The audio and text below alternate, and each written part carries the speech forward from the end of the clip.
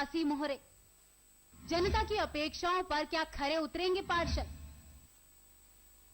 आपका वोट आपका पार्षद, हमारा खास कार्यक्रम मिलिए अपने पार्षद से। सिर्फ खबर 24 पर। नमस्कार, खबर 24 आवर्स में आपका स्वागत है। मैं हूं आपके साथ रिंकल गुप्ता। चलिए खबरों का सिलसिला शुरू करते हैं। उन्नाव के गंगा घाट थाना क्षेत्र में गंगा बैराज पर अनियंत्रित कार ने बाइक सवार युवकों को रौंद डाला, जिसमें एक युवक की मौके पर ही मौत हो गई और 2 लोग गंभीर रूप से घायल हो गए। जिसके बाद घटना से आक्रोशित लोगों ने गंगा मार्ग पर जाम लगा दिया। यही नहीं, मौके पर पहुंची पुलिस पर भीड़ ने जमकर पथराव किया।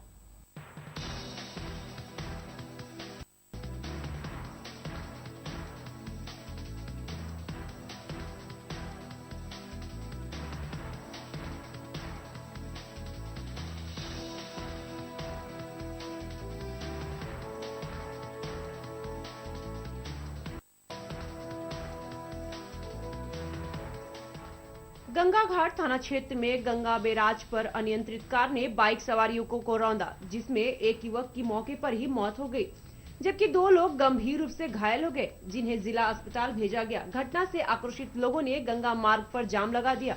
मौके पर पहुंची पुलिस पर भीड़ ने जमकर पथराव किया।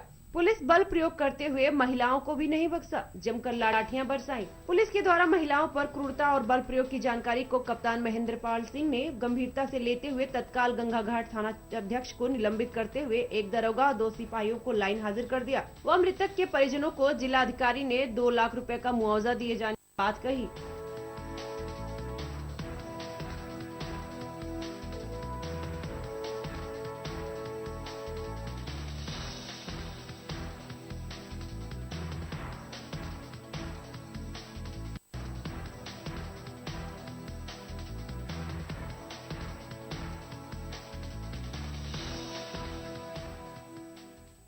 बेमौसम बरसात ने किसानों की साल भर की मेहनत पर पानी फेर रखा है।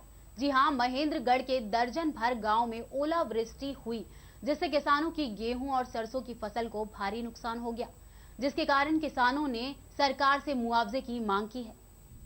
महेंद्रगढ़ क्षेत्र में रविवार को बारिश के साथ हुई ओलावृष्टि ने किसानों के अरमानों पर पानी फेर दिया। बारिश के साथ आए ओलों ने देखते ही देखते फसलों को अपनी चपेट में ले लिया, जिससे भारी नुकसान का अनुमान लगाया जा रहा है। किसानों ने इस बार सरसों या गेहूं की फसल बड़े अरमानों के साथ की थी। फसल भी खेतों में अच्छे से लहरा रही थी। किसानों को उम्मीद थी कि पैदावार अच्छी होगी, परंतु ओलों ने किसानों के सपनों पर पानी फेर दिया।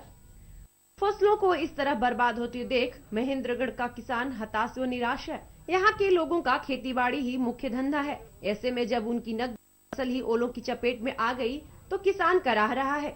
अब उसे सरकार से उचित मुआवजे की आस है। किसानों ने सरकार से मुआवजे की मांग भी की है।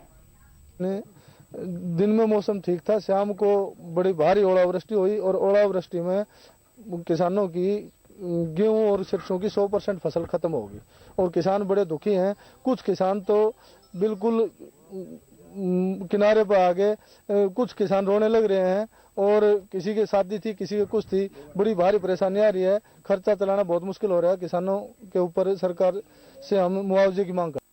जैसे जो आज ओलावृष्टि हुई है, किन किन गाँव के अंदर इसका? आज ओलावृष्टि बुआना, बसई, आकोदा, बागोत, खेड़ी, सेलंग और घ्यार काफी गांवों में हुई है। बसई में भी हुई है और किसानों में बड़ी भारी मायूसी है और हम सब सरकार से मुआवजे की मांग करते हैं। पहले भी बुआना में बड़ी भारी ओलावृष्टि हुई थी, आज तक कोई मुआवजा नहीं मिला है और गिरदावरी भी बता रहे थे करवाएंगे, लेकिन सरकार ने इसके ऊपर कोई ध्यान नहीं दिया। कोई किसानों को कोई मुआवजा नहीं मिला है। वहीं पलवल जिले के गांव ढूंढसा में बने एक पानी के गड्ढे में एक अज्ञात शव मिलने से सनसनी फैल गई। शव करीब 10 से 12 दिन पुराना बताया जा रहा है। पुलिस ने मामला दर्ज कर जांच शुरू कर दी है। पलवल जिले के गांव ढूंढसा में उस वक्त हड़कंप मच गया जब गांव के पास एक खंडर के करीब बने पानी के गड्ढे में एक अज्ञात शव मिला। ग्रामीणों ने इस शव की सूचना पुलिस को दी। आनन फानन में पुलिस मौके पर पहुंच गए और शव को कब्जे में लेकर पोस्टमार्टम और पहचान के लिए रखवा दिया। हालांकि ये शव करीब 10-12 दिन पुराना बताया गया और शव की हालत इतनी खराब है कि पहचान होना भी मुश्किल है। लेकिन जांच अधिकारी रईस के मुताबिक वे शव की पहचान के लिए हर संभव कोशिश में प्रयासरत है। ये बाहर रकबा ढूंढ सा गाँव के उसमें पड़ती है, पुराना सा खंडर सा पोटड़ा, उसके पास एक गड्ढा सा बना हुआ था, उसमें पानी भरा हुआ था, उसमें ये डेड बॉडी मिली है और करीब ये लगता है कि 10-12 दिन पुरानी डेड बॉडी है, फूली हुई है, गली सड़ी हुई है और कीड़े पड़े हुए हैं इसमें। तो क्या इसकी कोई पहचान हो पाई अभी? नहीं जी, अभी कोई पहचान नहीं हो पाई। पोस्टमार्टम के बाद इसको 2 घंटे शिनाख्त के लिए रखेंगे और अखबार, टीवी चैनल, पोस्टर वगैरह, पंप वगैरह से इसकी शिनाख्त के लिए प्रयास करेंगे। हरियाणा विधानसभा सत्र में शामिल होने के प्रदेश कांग्रेस के सभी विधायकों ने करनाल में स्थित पूर्व विधानसभा स्पीकर कुलदीप शर्मा के निवास पर पहुंचकर मीटिंग की और विधानसभा में विपक्ष के लिए अपनी भूमिका निभाने की रणनीति भी बनाई। मीडिया से बातचीत में पूर्व सीएम भूपेंद्र सिंह हुड्डा ने बताया कि बीजेपी सरकार द्वारा जो श्वेत पत्र लाया गया है वह एक झूठा पत्र है। वहीं हुड्डा ने बीजेपी सरकार को जुमलों की सरकार बताया है। उन्होंने कहा कि सरकार कमियां निकालने की जगह अपने किए गए वायदे पूरे करे। उन्होंने कहा कि हरियाणा में हमने समान विकास कार्य करवाया है, किसी भी जिले में भेदभाव नहीं हुआ। हुड्डा ने कहा कि हम किसानों के लिए खेतों से लेकर विधानसभा तक की लड़ाई लड़ेंगे। बीजेपी हमेशा इलाकावाद और जातिवाद से ग्रस्त है। बीजेपी ने किसानों को खाद को पुलिस थानों में बांटा है। वहीं आने वाले प्रदेश सरकार के आम बजट पर बोलते हुए हुड्डा ने कहा कि अगर जनहित का बजट आया तो वह उसका समर्थन करेंगे, नहीं तो उसका विरोध करेंगे। वहीं प्रदेश में चल रही मौसम की मार पर बोलते हुए हुड्डा ने कहा कि सरकार फौरन प्रदेश में पीड़ित किसानों की फसल की गिरदावरी कराएं और किसानों को मुआवजा दे। वहीं पार्टी में चल रहे आपसी विवाद पर उन्होंने कहा कि पार्टी एक है और उनके बीच कोई मतभेद नहीं है। राष्ट्रीय प्रवक्ता रणदीप सुरजेवाला ने भी मौजूदा सरकार को आड़े हाथों लेते हुए कहा कि बीजेपी सरकार बिजली देने, नहरों का पानी देने, कपास के मामले में व किसानों का मुआवजा देने में अभी तक फेल साबित हुई है। इस साल किसानों की बासमती धान पीटी है। किसान मौसम के कारण बर्बादी की कगार पर है, लेकिन भाजपा सरकार उनकी कोई सुध नहीं ले रही है। नहीं, कोई मीटिंग नहीं, अपने पंडित कुलदीप शर्मा जी ने चाय पे बुलाया था। कल विधानसभा का सत्र शुरू हो रहा है, तो चंडीगढ़ जा रहे हैं, रास्ते में सब बैठे। क्या प्लान किया हुआ जो भूमि अधिग्रहण के लिए करेंगे? भूमि अधिग्रहण देखो सेंट्रल एक्ट है, तो उसके लिए तो हम लड़ाई लड़ेंगे, खेतों से लेकर सड़कों पर और पार्लियामेंट तक, यहाँ पे भी उसके विरोध में लड़ाई लड़ेंगे। सर, इन्होंने श्वेत पत्र जारी किया है, उसमें काफी कुछ दिखाया गया है कि पिछली सरकार ने कोई कार्य भेदभाव किया गया। सोनीपत और झज्जर में विकास ऐसा है, ये लोगों को गुमराह करने की बात है। पूरे प्रदेश का विकास हुआ है। कोई एक आइटम कहीं पे ज्यादा लगता है, कहीं कम लगता है। कहीं मान लो माइनॉरिटी डिस्ट्रिक्ट है, वहाँ माइनॉरिटी का पैसा लगता है, कहीं बैकवर्ड क्लास का है, वो बैकवर्ड क्लास का लगता है। इस प्रकार से समूचा विकास हुआ है। ये इनकी सोच दर्शाता है। ये इलाकावाद से और जातिवाद से जो है उनका सोच जो है वो है, उससे ग्रस्त हैं। तो ये ऐसी बात नहीं। मेरा उनसे कहना है, सफेद पत्थर जो है, सफेद पत्थर पे सफेद झूठ जो इन्हें लिखी है, हरियाणा के लोग खूब समझते हैं। हरियाणा के किसान को मालूम है जो भाव जो हमारे समय मिलता था, आज उसके साथ क्या बीती, जो यूरिया में इनके साथ क्या बीती।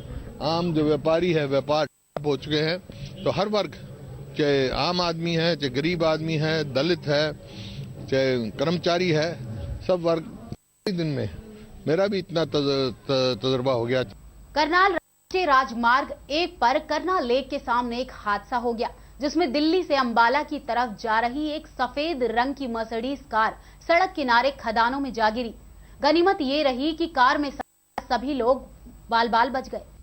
करनाल राष्ट्रीय राजमार्ग पर रविवार शाम करनाल लेक के सामने एक बड़ा हादसा हो गया, जिसमें दिल्ली से अंबाला की तरफ जा रही एक सफेद रंग की मर्सिडीज कार सड़क के किनारे खदानों में जा गिरी। अच्छी बात यह रही कि कार सवार चारों लोग सुरक्षित हैं। एक युवक के माथे पर थोड़ी चोट आई है। कार में 4 दोस्त, 2 युवक 2 युवतियां सवार थे, जो हादसे के बाद काफी घबरा गयी। वहीं हादसे की सूचना मिलते आसपास के दर्जनों लोग वहां इकट्ठे हो गए, जिसके कारण जीटी रोड पर काफी देर तक जाम जैसी स्थिति बनी रही। वहीं सूचना मिलते ही पुलिस भी मौके पर पहुंची। वहीं मिली जानकारी के अनुसार दिल्ली निवासी दोनों युवक पेशे से वकील हैं और अपने 2 अन्य दोस्तों के साथ जीटी रोड से अंबाला की तरफ जा रहे थे कि अचानक उनकी मर्सिडीज कार का संतुलन बिगड़ा और कार सड़क किनारे खदानों में जा गिरी। एकदम देखा यहाँ पे दिल्ली की साइड से गाड़ी आ रही थी, उसका बैलेंस बिगड़ गया तो गाड़ी नीचे चली गई।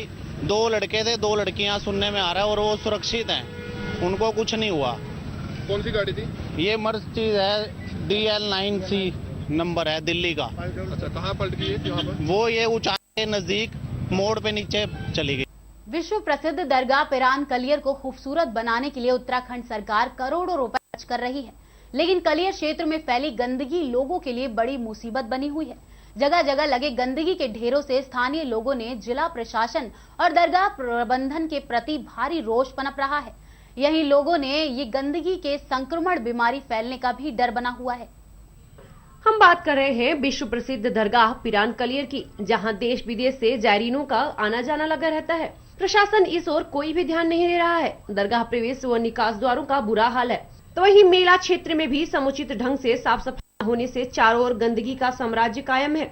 जिस तरह से पूरे क्षेत्र में गंदगी का अंबार लगा है, इसको देखकर साफ अंदाजा लगाया जा सकता है कि दरगाह प्रबंधन यहाँ की सफाई कराने में पूरी तरह नाकाम साबित हो रहा है।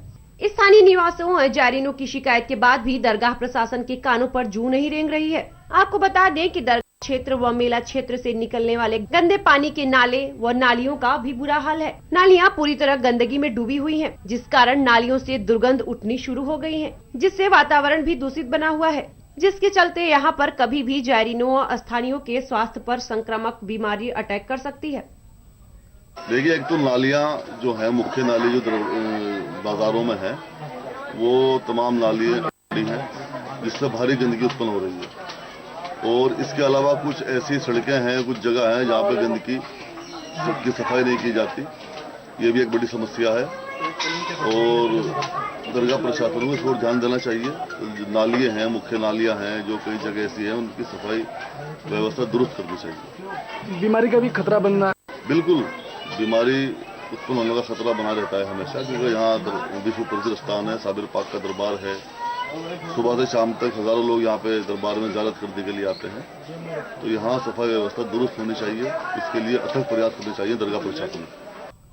जहां पूरे देश भर में स्वाइन फ्लू की दहशत बनी हुई है, उसके बावजूद भी दरगाह प्रशासन व जिला प्रशासन कोई कदम नहीं उठा रहा है। देश विदेश से आस्था के चलते जो लोग यहाँ पहुँचते हैं, वो यहाँ फैली हुई गंदगी को देखकर वो भी दुखी है। जबकि उत्तराखंड सरकार पिरान कलियर को 5वां धाम व पर्यटन स्थल बनाने की बात तो कर रही है, लेकिन यहाँ की मूलभूत समस्या खुले में शौच करना व साफ सफाई न होना, इसे लेकर कोई ठोस कदम आज तक नहीं उठा पाई, जिसके चलते यह समस्या यहाँ पर विकराल रूप धारण कर चुकी है। जैसा कि कलियर में मैं बताना चाहूँगा कि यहाँ पर सफाई व्यवस्था काफ़ी लचर है। बिल्कुल यहाँ पर जगह जगह गंदगी के ढेर लगे पड़े हैं। दरगाह प्रशासन से मेरी यही उम्मीद है, जताता हूँ मैं कि सफाई व्यवस्था को चुस्त दुरुस्त बनाएं। देश विदेश से जिस तरह से लाखों जायरीन आते हैं यहाँ पर, साबिर पाक की दरगाह में, पाक दरगाह है ये, सफाई की व्यवस्था को चुस्त बनाया जाए और बेहतर बनाया जाए। जगह जगह गंदगी के ढेर लगे हैं। मैं यही चाहूँगा कि सफाई का ध्यान रखा जाए। जिस तरह से स्वाइन फ्लू जैसी बीमारी फैली हुई है प्रदेश में, अगर गंदगी रहेगी तो किस तरह से काम चलेगा। दरगाह प्रशासन से मेरी यही उम्मीद जताता हूँ कि साफ सफाई को और बेहतर बनाया जाए। अब देखना है कि इन सब समस्याओं से पिरान कलियर में आने वाले जायरीनों व स्थानीय निवासियों को कब राहत मिल पाती है, यह एक बड़ा सवाल है। वहीं टेरा रेलवे स्टेशन पर ओवर ब्रिज की मांग को लेकर पिछले लंबे समय से उत्तराखंड राज्य आंदोलनकारी संघर्ष समिति धरना प्रदर्शन कर रही थी, लेकिन रेलवे विभाग और तहसील प्रशासन की अनुपस्थिति से भूमि पूजन की औपचारिकता पूरी कर दी गई, जिसके बाद रेलवे विभाग ने मामले का संज्ञान लेते हुए ओवरब्रिज की मांग को प्रस्तावित पास कर दिया। डंडेरा रेलवे स्टेशन पर ओवरब्रिज की मांग को लेकर पिछले लंबे समय से उत्तराखंड राज्य आंदोलनकारी संघर्ष समिति धरना प्रदर्शन कर रही थी, लेकिन रेलवे विभाग और तहसील प्रशासन की अनुपस्थिति में आज भूमि पूजन की औपचारिकता पूरी कर दी गई। आलम यह रहा कि रेलवे अधिकारियों से ओवरब्रिज का आश्वासन मिलने के बाद आनन फानन में खराब मौसम के चलते राज्य आंदोलनकारी संघर्ष समिति के सैकड़ों सदस्यों ने भूमि पूजन की रस्म अदा कर दी। इस दौरान स्थानीय लोगों में बेहद खुशी थी और उन्होंने मिठाइयां बांटकर अपनी खुशी का इजहार किया। इस मौके पर उत्तराखंड राज्य आंदोलनकारी संघर्ष समिति के अध्यक्ष हर्ष प्रकाश काला ने कहा कि ओवरब्रिज की मांग लंबे समय से चल रही थी। पिछले लंबे समय से ओवरब्रिज की मांग को लेकर स्थानीय लोगों ने बड़े पैमाने पर आंदोलन किए और ट्रेनों को भी रोका, जिसको देखते हुए रेलवे विभाग ने मामले को संज्ञान में लेते हुए ओवरब्रिज की मांग का प्रस्ताव पास कर दिया। अब मांग पूरी होने से स्थानीय लोगों ने राहत की सांस ली है। 27 वर्षों के संघर्ष के बाद आज जो रेलवे द्वारा फुटपाथ और रेलवे स्टेशन पर उसका जो है वास्तु पूजन का भूमि पूजन का कार्यक्रम था, वो संघर्ष का परिणाम है कि आज जो है सब लोग इतनी बारिश के बाद भी वहाँ पे जो है भूमि पूजन में पहुंचे। 270 के लगभग जो एक्सीडेंट हुए हैं, एक को एक्सीडेंट रुक जाए। वहीं रुड़की के रामपुर चुंगी के पास 2 बाइक सवार युवकों को एक तेज रफ्तार ट्रक ने जोरदार टक्कर मार दी। टक्कर लगने से दोनों युवक सड़क पर गिर गए, जिसमें से एक युवक की मौके पर मौत हो गई।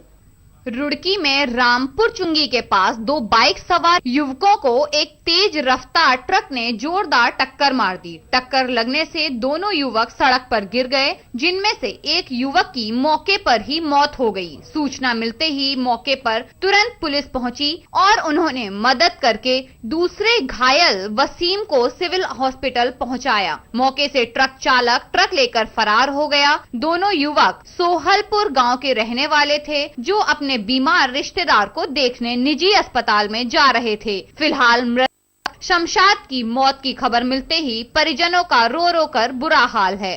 और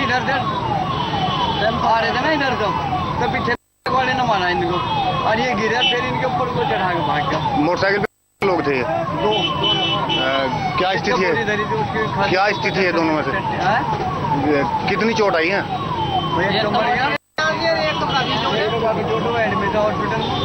ऊपर चाहिए। कौन सी गाड़ी? ये नहीं पता कौन सी गाड़ी, ट्रक था या क्या था। अच्छा, ये नहीं पता क्या था। और पीछे से आग मारी थी। मेरी बराबर बाइक खड़ी थी, उसमें मेरा हैंडल फंसा हुआ, मतलब जैसे हैंडल फंसा में फिर एकदम वो चला गया। बाइक आप चला रहे थे? जी, बाइक में चला था। होली के रंग से बेरंग हुई दीवारों और पल्ला पुल की साफ सफाई कर बाबा राम केवल के नेतृत्व में जन सेवा वाहिनी की महिला कार्यकर्ताओं ने सफाई कर दीवारों और सार्वजनिक स्थलों पर रोगन किया। ये सफाई अभियान 1 सप्ताह तक शहर में चलेगा। बाबा ने कहा कि पल्ला पुल को 4 लाइन करने के लिए शीघ्र ही जन आंदोलन छेड़ा जाएगा। साथ ही जिला उपायुक्त को इसको लेकर ज्ञापन भी सौंपा जाएगा। गत दिवस पहले होली के पर्व को हिंदुओं ने जमकर मनाया। खूब गुलाल और रंगों से खेली होली। रंगों से बेरंग हुए दीवारों और सार्वजनिक स्थलों दीवारों को साफ करने के लिए बाबा राम केवल के नेतृत्व में पल्ला पुल की साफ सफाई की गई। संस्था के कार्यकर्ताओं ने पहले तो पल्ला पुल की दीवारों पर लगे राजनीतिक पोस्टरों और रंग को कपड़ों से खूब हटाया। उसके बाद पुल की दीवारों पर रंग रोगन किया गया। इस नेक काम में महिलाएं भी पीछे नहीं दिखी। महिलाओं ने कड़ी मेहनत करते हुए पुल को साफ सुथरा बनाया। महिलाओं ने सफाई करते हुए कहा कि आज महिला दिवस भी है, इसलिए महिलाओं ने संस्था के साथ मिलकर सरकारी सार्वजनिक स्थलों की सफाई की है। साथ ही उन्होंने कहा कि जो काम सरकार को करनी चाहिए वे हम कर रहे हैं। सरकारी स्थलों की देखरेख करना सरकारी कर्मचारियों का फर्ज है, ताकि हमारे आसपास गंदगी न हो, हमारा शहर साफ सुथरा रहे। ये सफाई अभियान लगातार जारी रहेगा। सफाई के बाद पुल की रेलिंग पर रंग रोगन करते हुए बाबा राम केवल ने बताया कि होली व अन्य त्योहार हमारी भारतीय संस्कृति व संस्कार का प्रतीक है, लेकिन होली के रंगों से खराब होने वाले ऐतिहासिक स्थल, सार्वजनिक इमारतें, सरकारी पुल, भवन, अस्पताल, स्कूल की दीवारें खराब हो गई हैं, जिनकी सफाई के लिए मैं स्वयं और सामाजिक संस्था जन सेवा वाहिनी के कार्यकर्ता जुटे हुए हैं। बाबा राम केवल ने कहा कि हमारा प्रयास युवा वर्ग को ये समझाने का है कि त्योहार मनाएं पूरे जोश के साथ, लेकिन जोश के साथ होश रखें कि उनके उल्लास से राष्ट्र की संपत्ति को नुकसान न हो और न ही गंदगी फैले। हम हमेशा अधिकारियों की तो बात करते हैं, लेकिन कभी अपने कर्तव्य की बात नहीं करते। ये अभियान सभी को अपने राष्ट्र के प्रति कर्तव्य याद दिलाता है। साथ ही बाबा ने पल्ला पुल के निर्माण के बारे में बोलते हुए कहा कि वो जिला उपायुक्त को ज्ञापन सौंपेंगे ताकि पुल का निर्माण जल्द ही हो सके। और उन्होंने कहा कि अगर सरकार ने इस बार नजरअंदाज किया तो शहरवासी चंदा इकट्ठा करके स्वयं बनवाएंगे।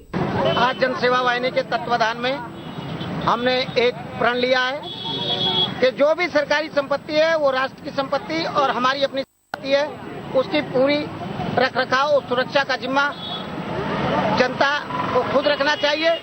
सरकार सभी कामों को निचले स्तर तक नहीं कर सकती, इसलिए जनता को जागरूक होना चाहिए। और जनसेवा वाहिनी इसके लिए भरसक प्रयास कर रही है कि जनता जागरूक हो और अपने अपने कर्तव्यों को समझे, सिर्फ अधिकार की बात ना हो। आज पल्ला पुल की हालत ये है, जीर्ण शीर्ण बिल्कुल बर्बाद अवस्था में है, दूसरा बनाया नहीं जा रहा, यहाँ भीड़ भाड़ और इसके रखरखाव की भी कोई सुध नहीं लेता। इसकी हालत वो हुई पड़ी है कि जगह जगह सड़क इस पे टूटी पड़ी है और दोनों तरफ से इसकी जीर्ण शीर्ण अवस्था है। तो हम चाहते हैं कि इसके रखरखाव को रखते हुए सही तरीके से कम इस संपत्ति को जो रख सकें तो उसको खराब ना। लखीमपुर खीरी के गोला गोकर्ण नाथ में स्टेशन के पास उस समय सनसनी फैल गई जब एक व्यक्ति अपने हाथों में कैंची लेकर अपने गले को रेत रहा था।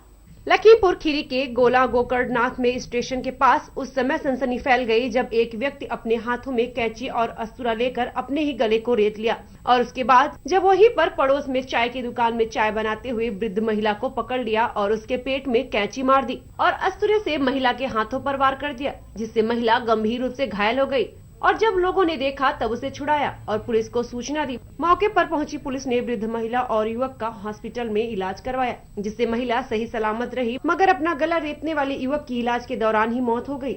ये घटना होली के पहले की है। पुलिस ने बताया कि युवक की पहचान अभी नहीं हो पाई है। फैक्ट्री का जो गेट था, अब इसने पहले वो जो रोडवेज बस अड्डा के बीचों बीच वाली बाउंड्री जो होती है, वो वहाँ पर इसने अपनी गर्दन पहले काटी, गर्दन पाट करके अब ये बाबूजी थोड़ी दूरी का मामला था, उसलिए हमने उसको देखा नहीं कि किस हथियार से उसने गर्दन काटी अपनी, लेकिन गर्दन काटी जब लाहौर नुहास हो गया, इसके फव्वारा छूट गए, तो ये डायरेक्ट स्वयं में आकर के चाची पर बिंदे कड़ा करके ये बस इतना हुआ। और जब ये चिल्लाने लगी तब इन्होंने हमको पुकारा कि अरे विजय भैया हमको बचाओ बचाओ हमको बचाओ। और हम चाय छान बाले दौड़ाओ तो हम कहीं बारे पीछे पीछे पकड़ो, हम कह रहे हैं बारे बस गिराए जाने न पाए तो कहे का। इस बुलेटिन वक्त तो चला है एक छोटे से ब्रेक का, कहीं मत जाइएगा।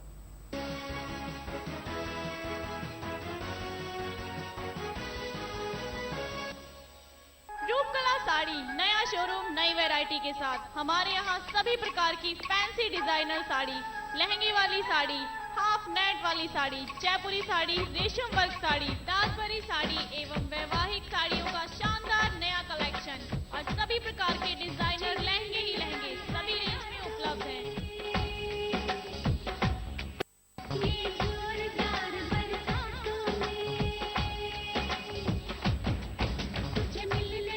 हमारा पता रूपकला साड़ी बद्री हलवाई के साथ वाली गली near Raju cable office, main बाजार बल्लभगढ़। हमारा नंबर है 921225 मुझे बहुत अच्छा लगा है। मैं कई दुकानों पे भी होके आई हूँ में, लेकिन मुझे यहाँ सबसे अच्छा ज़्यादा सामान मिला है। काफ़ी वैरायटीज़ मिली है यहाँ पे और मतलब आगे भी मैं यहाँ से शॉपिंग करूँगी। रेट के मामले में बहुत अच्छी है, बहुत मतलब सस्ता मतलब यहाँ पे मिल रहा है कि और ज़्यादा मैंने मतलब पहले भी और में पता किया है तो वहाँ के मुकाबले बहुत सस्ता मिल रहा है। SRS फार्म होम पलवल में 2 BHK residential apartment main Mathura road से 500 मीटर दूर, दिल्ली बॉर्डर से 35 मिनट दूर, रेलवे स्टेशन से 2 किलोमीटर दूर, बस स्टॉप से 2 किलोमीटर दूर। अभी बुक करें, संपर्क करें 0129 4323 000 या फिर 4323 001। पता SRS tower 3rd floor near metro station Mewla, Maharajpur, GT road, Faridabad. अपने ऑफिस और घरों को सजाने के लिए आए मनीष फिश एक्वेरियम की शॉप पर।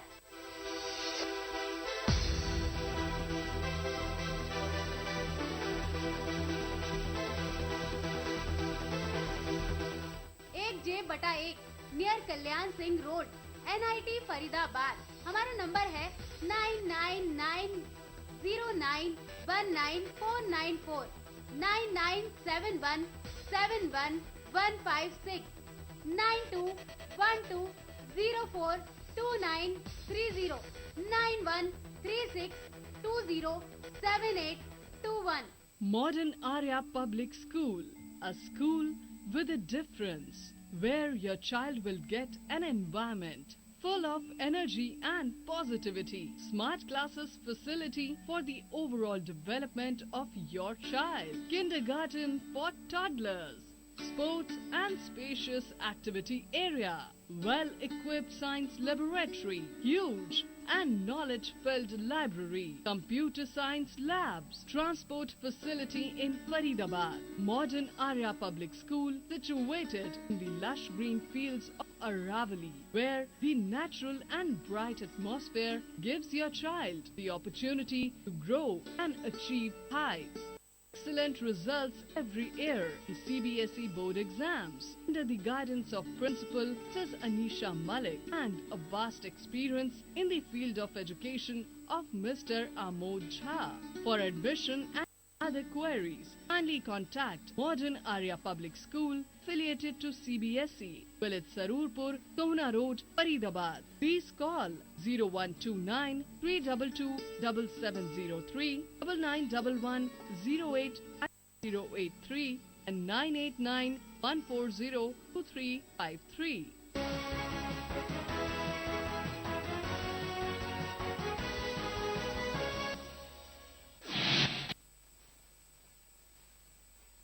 हरियाणा विधानसभा चुनाव के बाद हरियाणा में पार्षदों के चुनाव की बनने लगी है रणनीति, बिछने लगी है चुनावी बिसात, तैयार हो रहे हैं सियासी मोहरे। जनता की अपेक्षाओं पर क्या खरे उतरे पार्षद? वोट आपका पार्षद, हमारा खास कार्यक्रम। मिलिए अपने पार्षद से। सिर्फ खबर 24 आवर्स पर। ब्रेक के बाद आप सभी का फिर से स्वागत है। रेवाड़ी जिले के खंडखोल के अंतर्गत आने वाली कुंड मंडी को मनेठी ग्राम पंचायत से अलग करने का मामला अब तूल पकड़ता जा रहा है। इस मामले में अलग ग्राम पंचायत बनाने के प्रस्ताव पर रोक लगाने की मांग को लेकर मनेठी ग्राम पंचायत के सैकड़ों लोगों ने आज जिला सचिवालय पहुंचकर उपायुक्तों को ज्ञापन सौंपा। ग्रामीणों का कहना है कि कुंड कोई गांव न होकर केवल एक मंडी मात्र है, जो कि वर्षों से मनेठी ग्राम पंचायत के अधीन कार्य करती है। वहीं इसका अपना ना तो कोई रकबा है और न ही यहाँ से सरकार को कोई राजस्व प्राप्त होता है। जहाँ तक कुंड मंडी के साथ भेदभाव का सवाल है, तो इस क्षेत्र की कुल मतदाता संख्या मात्र 200 है और मतदाताओं की संख्या के आधार पर हर योजना में इस क्षेत्र से एक पंच बनाया जाता है। ऐसे में अलग ग्राम पंचायत का कोई विषय ही नहीं रह जाता और वैसे भी अलग ग्राम पंचायत का गठन करना नियमों के खिलाफ है, क्योंकि वर्ष 1988 में भी जब कुछ शरारती लोगों ने अलग ग्राम पंचायत के गठन को लेकर कुप्रयास किया तो पंजाब एवं हरियाणा हाई कोर्ट में ऐसे प्रयासों को चुनौती दी गई और माननीय हाई कोर्ट ने अपने फैसले में कुंड मंडी की अलग से पंचायत बनाने हेतु जारी नोटिफिकेशन को रद्द कर दिया था। उनका आरोप है कि एक समाचार पत्र का पत्रकार गांव के कुछ लोगों के साथ मिलकर अलग ग्राम पंचायत का षड्यंत्र रच रहा है, जो कि सरासर गलत है। उनकी प्रशासन से मांग है कि इस मामले में हस्तक्षेप करते हुए अलग ग्राम पंचायत का गठन होने से रोका जाए, ताकि गांव का सही ढंग से विकास हो सके। पंचायत के बारे में जो हम ये सारे गांव के पंच सरपंच लोग आए हैं, 100-200 आदमी इकट्ठे होके, ये मनेठी की कुछ शरारती लोगों ने अलग पंचायत बनाने के लिए अपने हित पूर्ति के लिए एक पत्रकार प्रदीप नारायण और एक दो और हैं जो गांव में पहले बाहर से आए थे, उन्होंने प्लाट गांव की जमीन है, गांव ने स्टेशन के लिए जगह दी थी। स्टेशन कुंड नाम रख दिया बुजुर्गों ने हमारे ने। वहाँ स्टेशन की वजह से 2-4 दुकानें होगी, दुकान बनने थोड़ी मार्केट से होगी और वहाँ लोगों ने अपने प्लाट वगैरह अपने खेतों में ही बुजुर्गों ने पहले दे दिए थे लोगों को 100 गज के प्लाट। अब वो जो 2-4-5-10 लोग हैं वो चाह रहे हैं कि हम अलग एक पंचायत बनाए। ना तो उनका कोई रेवेन्यू रिकॉर्ड है, ना कोई हदबस्त में उनकी जगह है, ना कोई पट्टी सामलात में। वो लोग बाहर बाहर से, कोई अटिल्ली से, कोई सिया से, बढ़िया जो लोग थे वो बाहर से आके यहाँ फंस गए और अब उन्होंने अपने स्वार्थ पूर्ति के लिए कहते हैं कि हमें अलग पंचायत चाहिए, जबकि वो ज्यादा 125 को आदमी है ज्यादा और तो बाकी जो बाहर के मजदूर वगैरह ने प्लाट ले लिया, कुछ पंचायत ने प्लाट दिए, सारा बाहर का लोगों ने बाहर से प्लाट दे रहे।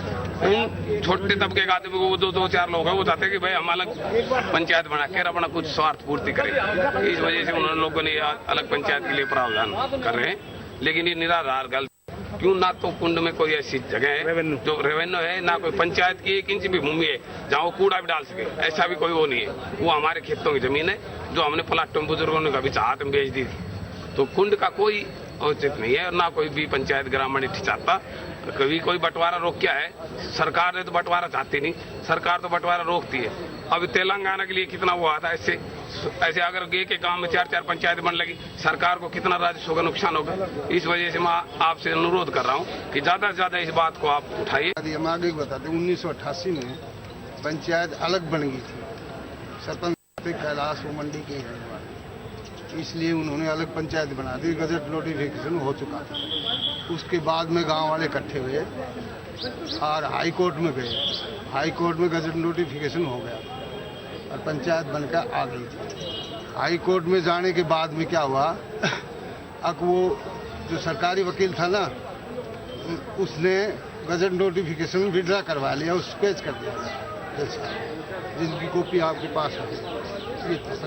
मामला ये है जी, हमारे अंग्रेजों के समय में कुंड हुआ करता था, धार्मिक स्थल, उसमें नीचे से पानी आता था ऊपर, तो उसके नाम से अंग्रेजों के समय में रेलवे स्टेशन बना दिया था कुंड में। कुंड मनेठी पंचायत का ही हिस्सा है, कुंड का अपना कोई रेवेन्यू नहीं है।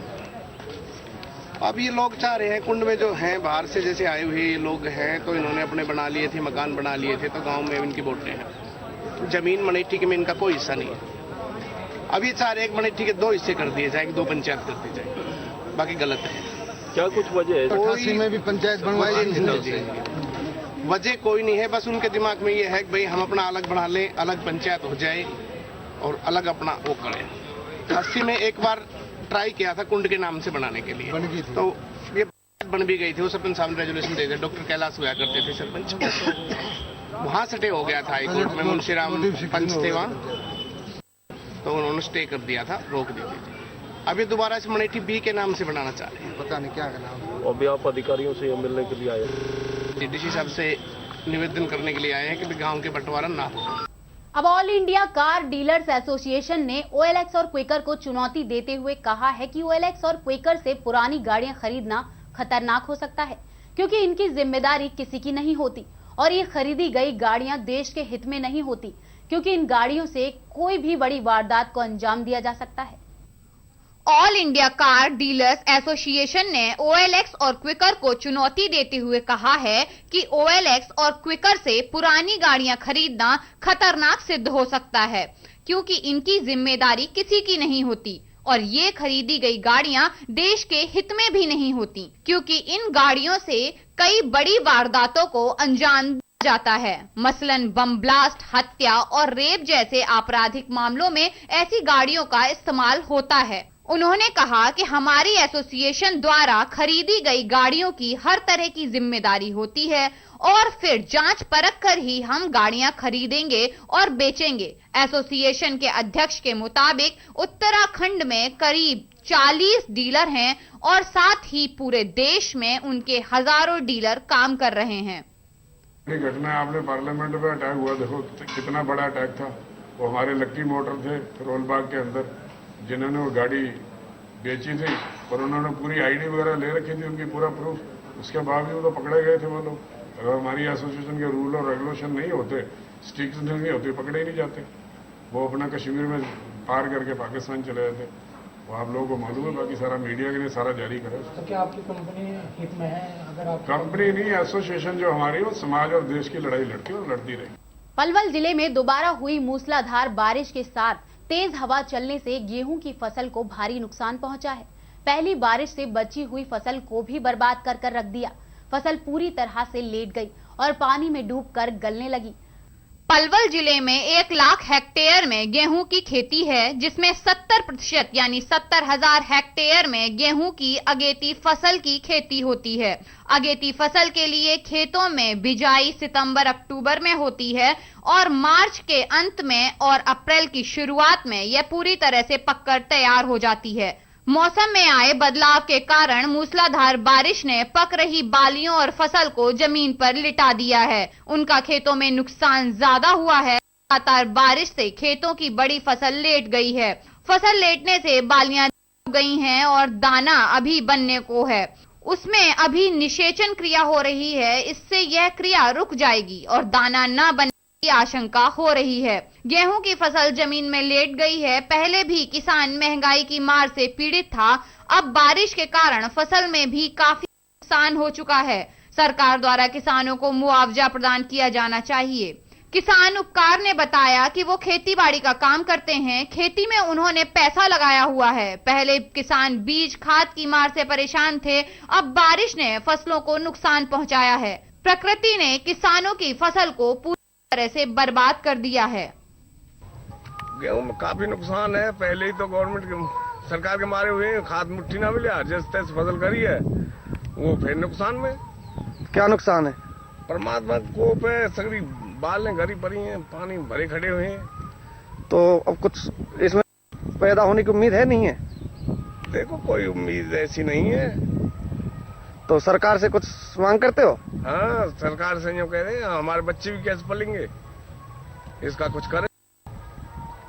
सर, जो ये फसलों में नुकसान हुआ है, कितना नुकसान हुआ है और क्या सरकार इसकी गिरदावरी करवा के मुआवजा देने की घोषणा करेगी या नहीं? यहाँ जो 1 लाख हेक्टेयर में लगभग कणक की बिजाई हुई थी, तो सरसों में कोई नुकसान नहीं है अभी तक।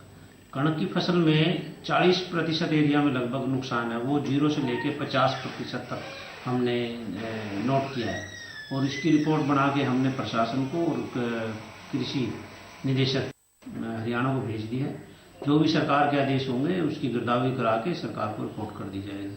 इसमें नुकसान है और साथ साथ मैं किसान भाइयों को सलाह देता हूं कि जिन खेतों में अभी भी पानी खड़ा है उनका पानी उतार दें, निकल सकता है, जहां भी निकल सकता है निकाल लें, और जो फसल कणक लेट गई है, नीचे गिर गई है, उसको बिल्कुल न उठाएं, क्योंकि उठाएंगे तो उसकी नालियां टूट जाएंगी और ज्यादा नुकसान की संभावना रहेगी। और कई जगहों पे ओले भी पड़े हैं। हाँ, ओले पड़े हैं, उनका सबका जो भी गिरदावरी में आएगा, जितना नुकसान होगा तो सारा गिरदावरी करके सरकार को रिपोर्ट कर दें। फरीदाबाद में बीते दिन हुई जोरदार बारिश और ओले गिरने से खेती पर सीधे तौर पर असर पड़ा है, जिसकी वजह से किसानों की फसल पूरी तरह से नष्ट हो गई।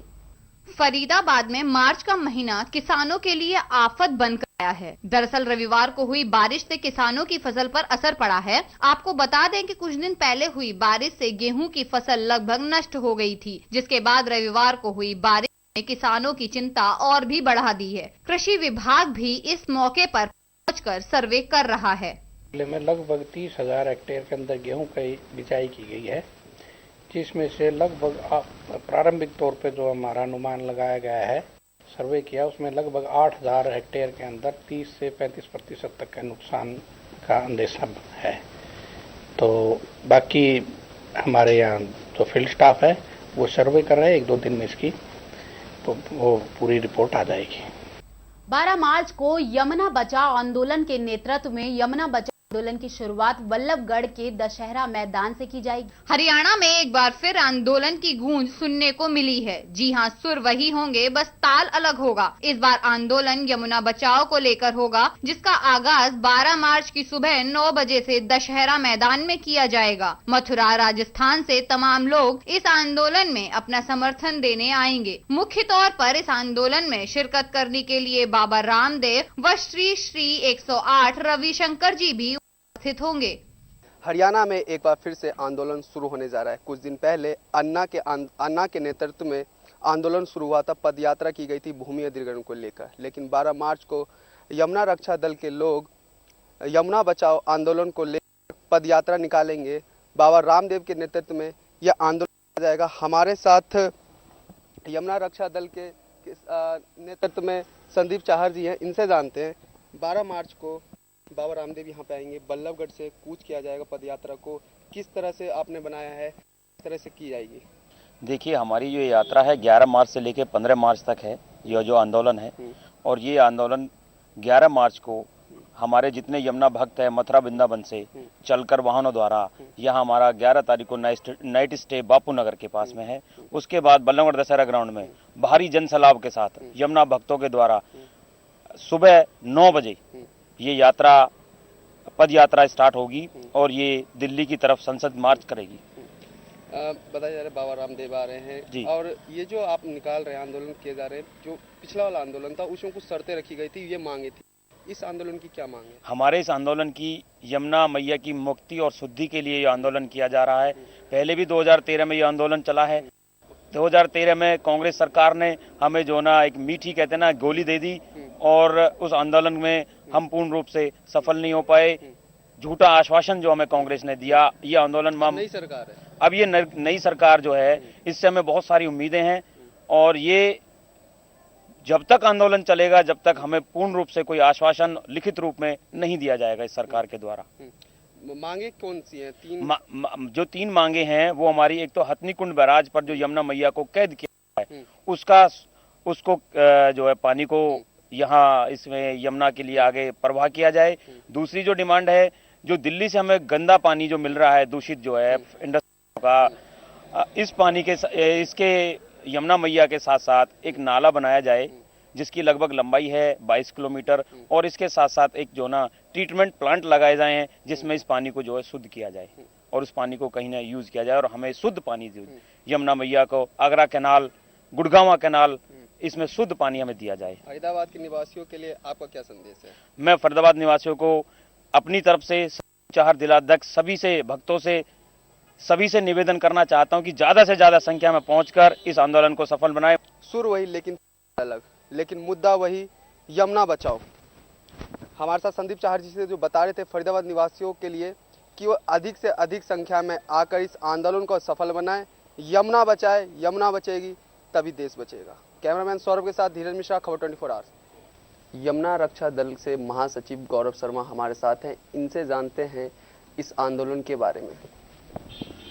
आंदोलन 12 मार्च को शुरू होने जा रहा है, सबसे बड़ा आंदोलन इसे देखा जा रहा है हरियाणा लेवल पे जी। और यमुना बचाओ, क्या उद्देश्य है और लोगों में आप क्या संदेश देना चाह रहे हैं? यमुना बचाओ आंदोलन एक यमुना रक्षक दल द्वारा हमारे आदरणीय संत जय श्री कृष्ण दास जी द्वारा चलाया जा रहा है। आपको ध्यान होगा 2013 में 35 से 40 हजार लोग इस आंदोलन में पदयात्रा करते हुए मथुरा वृंदावन से दिल्ली की तरफ आए थे। तो हमारे संत जी की एक मानव कल्याण के लिए एक मुहिम ये है कि भाई यमुना जी का जल बिल्कुल साफ और स्वच्छ निर्मल किया जाए। हथनी बैराज कुंड से जो हमारी यमुना मैया को कैद किया गया है उसको मुक्त करा जाए। और आज दिल्ली में और बल्लभगढ़ फरीदाबाद से होती हुई यमुना जी जो हमारी मथुरा वृंदावन जाती है, उसमें यमुना जल की एक बूंद भी नहीं है। तो हमारी जी की ये मांग है कि इस जल को स्वतंत्र करा जाए हथनी बैराज कुंड से, और जो भी सीवर लाइन का पानी है, कंपनियों का केमिकल है, डस्ट है और जो नाले इसमें जोड़े गए हैं उनको बंद किया जाए। लोगों को साफ और स्वच्छ जल कृषि के लिए, सिंचाई के लिए और पीने के लिए साफ और स्वच्छ जल मिले।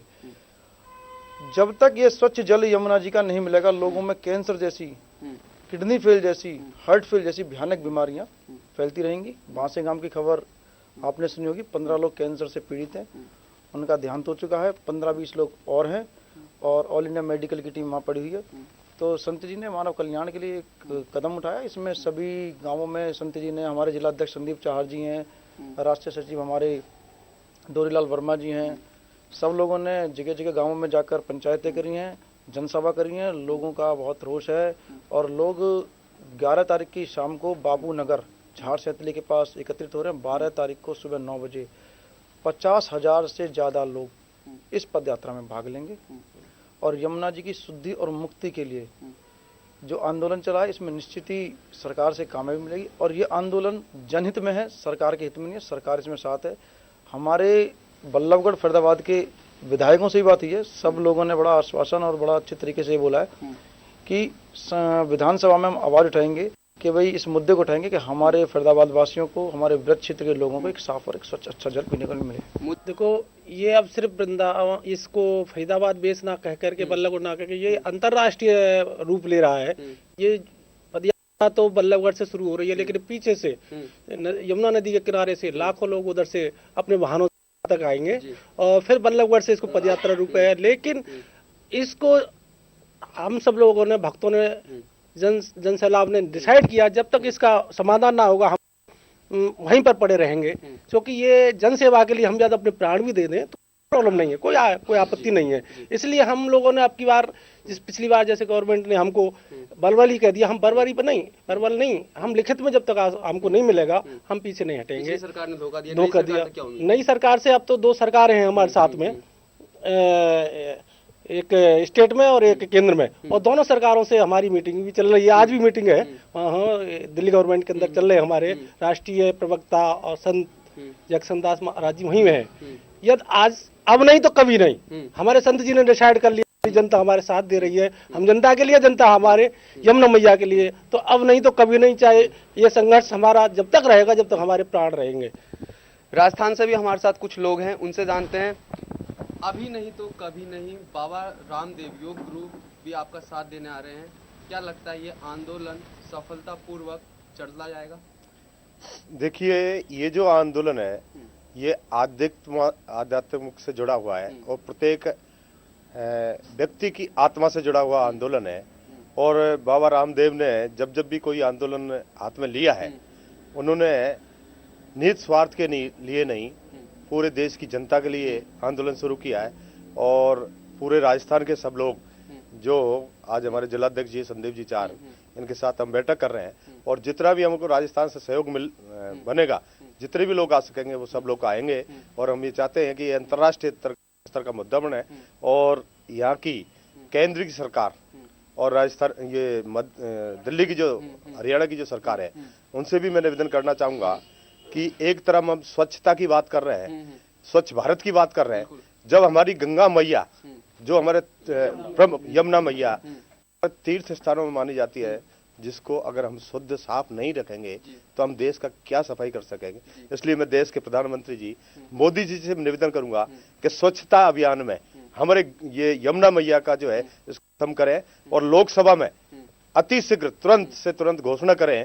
आपने गंगा की स्वच्छता की जो है बात की है, और उसके लिए मंत्रालय ने भी जो है प्रगति शुरू कर दी है।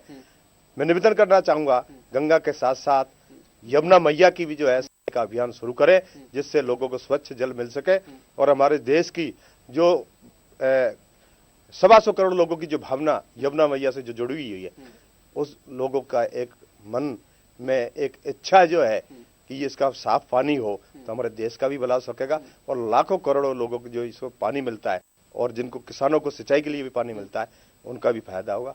तो इसलिए मैं केंद्र सरकार से, मोदी जी से निवेदन करना चाहूंगा कि गंगा का जो स्वच्छता अभियान है उसके साथ जोड़ें, और अभी जो लोकसभा है उसमें इसकी घोषणा करें, जिससे देश में बहुत अच्छा वातावरण हो सके। ये थे हमारे साथ रक्षा दल समिति के तमाम वो लोग जिनके नेतृत्व में 12 मार्च को यहाँ बल्लभगढ़ से कूच करेंगे दिल्ली संसद तक, और इनकी मांग है जो यमुना है उसको साफ करे। हमारे साथ एक कार्यकर्ता तौर पर रक्षा समिति के थे, वो केंद्र सरकार से गुहार भी लगा रहे हैं, मांग भी लगा रहे हैं कि स्वच्छ भारत अभियान, एक जो पहल की उन्होंने, वो अभियान वो यमुना से, जिससे यमुना साफ हो और तमाम किसान हैं उनको साफ पानी मिल सके खेती करने के लिए, तभी जो ये उनका जो स्वच्छ अभियान है वो सफल हो पाएगा। कैमरामैन सौरभ के साथ धीरज मिश्रा, खबर 24 आवर। अब भक्तों को जगन्नाथ भगवान के दर्शन करने के लिए 2200 किलोमीटर दूर नहीं जाना पड़ेगा, क्योंकि जगन्नाथ मंदिर अब फरीदाबाद में ही बन गया है। देखिए एक रिपोर्ट।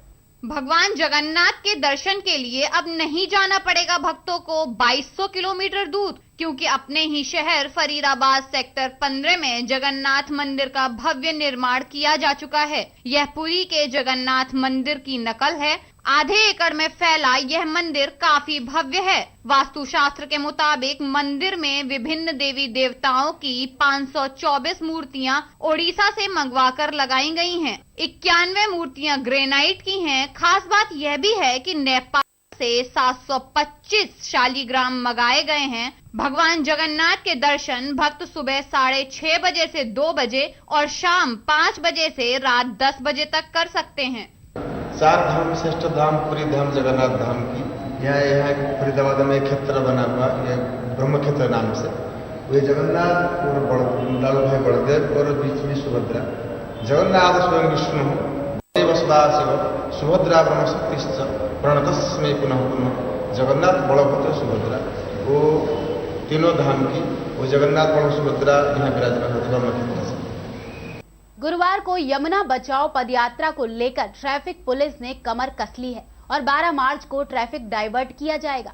12 मार्च को बल्लभगढ़ से यमुना बचाओ पदयात्रा निकाली जाएगी, जिसे ध्यान में रखते हुए ट्रैफिक एसीपी शकुंतला ने कहा कि ट्रैफिक व्यवस्था को ध्यान में रखते हुए इसे डाइवर्ट किया जाएगा। वहीं उन्होंने कहा कि पदयात्रा में लोगों की कितनी संख्या होगी उसे देखते हुए ट्रैफिक व्यवस्था में बदलाव किए जाएंगे। 12 मार्च को यमुना दल के जो नेतृत्व में बाबा रामदेव और श्री 108 रविशंकर के नेतृत्व में आंदोलन किया जाएगा, पदयात्रा निकाली जाएगी, बल्लभगढ़ से दिल्ली संसद जाएगी। तो मैम किस तरह की सुरक्षा व्यवस्था की जाएगी ट्रैफिक की? हमारी तो ट्रैफिक का अगर वो ये दिल्ली वाले जाने वाले रोड से आएंगे तो हम एक तरफा परले वाले रूट को डाइवर्ट कर देंगे, 1 या 2 जितने जनसंख्या के हिसाब से। अगर आदमी ज़्यादा है तो दो कट छोड़ के कर देंगे। कुछ ट्रैफिक को हम पहले ऑलरेडी ही परले रूट पर कर देंगे, जो परला बाईपास है उस पर डाइवर्ट कर देंगे। जो गुड़गांव वाले उनको सोना रोड से परले पर डाइवर्ट कर देंगे, इस रोड पर ज़्यादा व्हीकल ना आ पाए, ऐसे डाइवर्ट कर देंगे हम।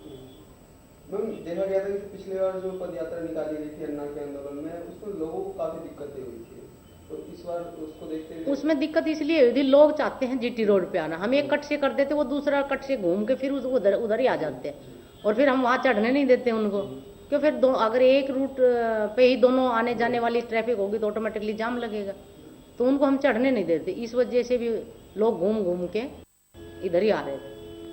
दिल्ली और गुड़गांव के बाद अब फरीदाबाद में भी पुराने ऑटो को बंद किया जा रहा है। जी हां, फरीदाबाद में चल रहे 15 साल पुराने ऑटो को अब फरीदाबाद की ट्रैफिक पुलिस बंद करने जा रही है। दिल्ली गुड़गांव के बाद अब फरीदाबाद में भी पुराने ऑटो को किया जाएगा बंद। आपको बता दें कि फरीदाबाद में ऑटो की तादाद दिन पर दिन बढ़ती जा रही है, जिसमें 15 साल पुराने ऑटो को भी अब फरीदाबाद की सड़कों पर चलने की अनुमति नहीं होगी। इस पे चल रहे हैं ट्रैफिक के, जिसमें अंडर एज वगैरह है, या ऑटो है, या विदाउट सीट बेल्ट है, या ऑटो में ज़्यादा सवारी बैठा रहे हैं, इनके हम लगातार चालान कर रहे हैं। और हमारी थिंकिंग है, अब हमने एक कोर्ट में जवाब भी देना है, एक COCP भी चल रही है हमारी हाई कोर्ट में, उसमें भी हमें जवाब देना पड़ता है टाइमली, काफ़ी टाइम से चली हुई। तो हम चाहते हैं उसमें जितने विदाउट सीट बेल्ट या ओवरलोडिंग है उसमें ज़्यादा से ज़्यादा चालान करें। मैम जो पुराने हो चुके हैं, लगभग 15 साल हो चुके हैं, 15 साल से पुराने उनको इम्पाउंड कर देंगे हम, और रोड पे नहीं चलने देंगे। प्रदूषण को देखते हुए यह फैसला किया गया है। वहीं पुराने ऑटो को बंद करने से चालकों की जेब पर कितना असर पड़ेगा वह तो समय ही बताने वाला है। जम्मू कश्मीर के मुख्यमंत्री मुफ्ती के विवादित बयानों को लेकर बीजेपी और PDP में लगातार विवाद बढ़ता जा रहा है। देखिए एक रिपोर्ट। प्रधानमंत्री नरेंद्र मोदी के लिए जम्मू कश्मीर में बनी बीजेपी और PDP की सरकार गले की फांस बनती जा रही है। 8 दिन पहले बनी जम्मू कश्मीर में सरकार जिस तरह के फैसले ले रही है उससे बीजेपी के लिए मुश्किलें खड़ी होना शुरू हो गई हैं। जम्मू कश्मीर में चुनावों के बाद काफी दिनों सरकार नहीं बन पाई, लेकिन जिस तरह के दिल्ली के चुनाव में परिणाम आए उससे बीजेपी को मुंह की खानी पड़ी, जिसके बाद बीजेपी अध्यक्ष अमित शाह जम्मू कश्मीर में PDP के साथ मिलकर सरकार बनाने का फैसला लिया। लेकिन जिस दिन मुफ्ती मोहम्मद सईद ने शपथ ली उसी के चंद मिनटों बाद मुफ्ती ने ऐसा बयान दिया जिसके बाद प्रधानमंत्री नरेंद्र मोदी को संसद में आकर बीजेपी के बचाव में बयान तक देना पड़ा। मुफ्ती ने कहा कि जम्मू कश्मीर में चुनाव कराने के लिए पाकिस्तान और अलगाववादियों ने अहम भूमिका निभाई है। मुफ्ती के बयान यही नहीं रुके, अगले ही दिन PDP के विधायकों ने संसद पर हुए हमले के दोषी अफजल गुरु की फांसी को गलत बताया। साथ ही PDP के विधायकों ने कहा कि अफजल गुरु के शरीर के अवशेष भी सरकार को हमें सौंपने चाहिए, जिसको लेकर भी कांग्रेस पार्टी ने इसका कड़ा विरोध किया। लेकिन बीजेपी की परेशानियां अभी यहीं खत्म होती नहीं दिखाई दी। इसके बाद मुफ्ती सरकार ने एक और फैसला लिया जिसमें अलगाववादी संगठन के नेता मसरत आलम की रिहाई करा दी, जिससे बीजेपी और PDP दो फाट देने लगी। बीजेपी ने जम्मू कश्मीर में PDP का विरोध किया, जिसके बाद प्रधानमंत्री नरेंद्र मोदी ने संसद में जाकर मसरत आलम की रिहाई पर बयान दिया। मोदी ने कहा कि किसी भी हालत में हम इस तरह के कार्य स्वीकार नहीं करेंगे। मोदी ने साफ कर दिया कि आतंकवादी और अलगाववादियों में कोई फर्क नहीं है। जितना आक्रोश मसरत आलम को लेकर देश की जनता में है, इतना ही आक्रोश मुझको भी है। साथ ही कांग्रेस नेता खड़गे ने कहा कि बीजेपी पीडीपी के गठबंधन को तोड़ क्यों नहीं देती। तो पीएम मोदी ने कहा कि अगर पार्टी को ऐसा कोई कदम उठाना पड़ा तो पार्टी इस तरह के कदम से भी पीछे नहीं हटेगी। बहरहाल पीएम मोदी के बयान के बाद पीडीपी को कोई झटका लगेगा या नहीं, या फिर इससे ऊपर जाकर पीडीपी कोई और फैसला लेती है, यह देखना बड़ा ही दिलचस्प होगा। मेरे साथ इस बुलेटिन में इतना ही। बाकी तमाम खबरों से जुड़े रहने के लिए देखते रहिए खबर 24 आवर्स। नमस्कार।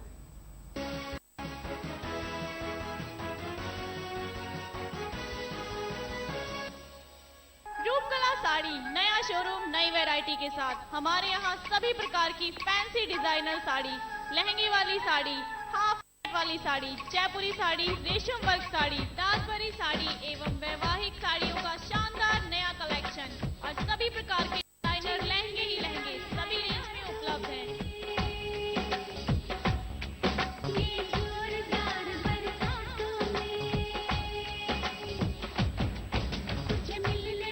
हमारा पता रूपकला साड़ी बद्री हलवाई के साथ वाली गली near Raju cable office, main बाजार बल्लभगढ़।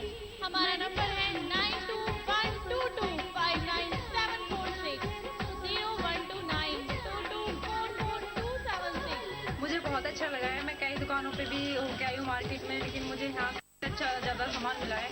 काफ़ी वैरायटीज़ मिली है यहाँ पे, और मतलब आगे भी मैं यहाँ से यहीं से शॉपिंग करूँगी। रेट के मामले में बहुत अच्छी है, बहुत सस्ता यहाँ पे मिल रहा है कि और ज़्यादा मैंने पहले भी और मार्केट में पता किया है तो वहाँ के मुकाबले बहुत सस्ता मिल रहा है।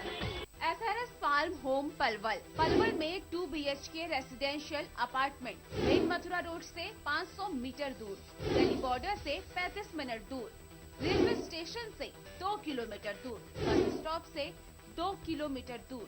अभी बुक करें। संपर्क करें 0129432300 या फिर 43230001। पता SRS tower 3rd floor near metro station Mewla, Maharajpur, GT road, Faridabad. अपने ऑफिस और घरों को सजाने के लिए आए मनीष फिश एक्वेरियम की शॉप पर।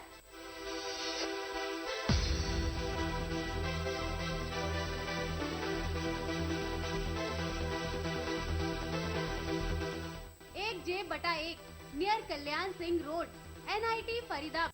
हमारा नंबर है 9990919494 9971711156 9212042930 9136207821।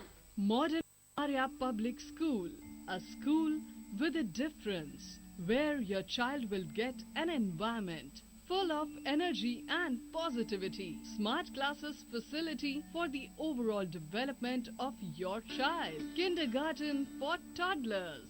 Sports and spacious activity area.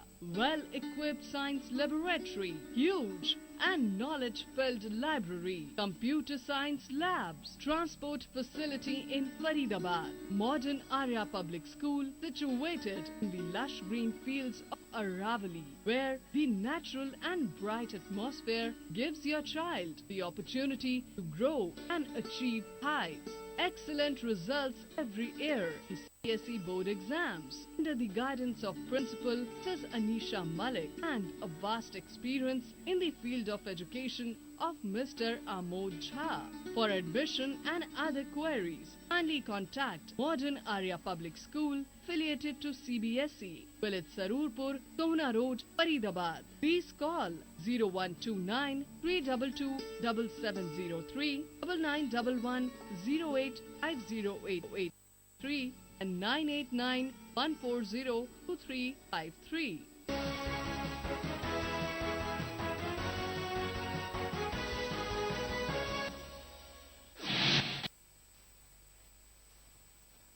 Haryana विधानसभा चुनाव के बाद हरियाणा में पार्षदों के चुनाव की बनने लगी है रणनीति, बिछने लगी है चुनावी बिसात, तैयार हो रहे हैं सियासी मोहरे।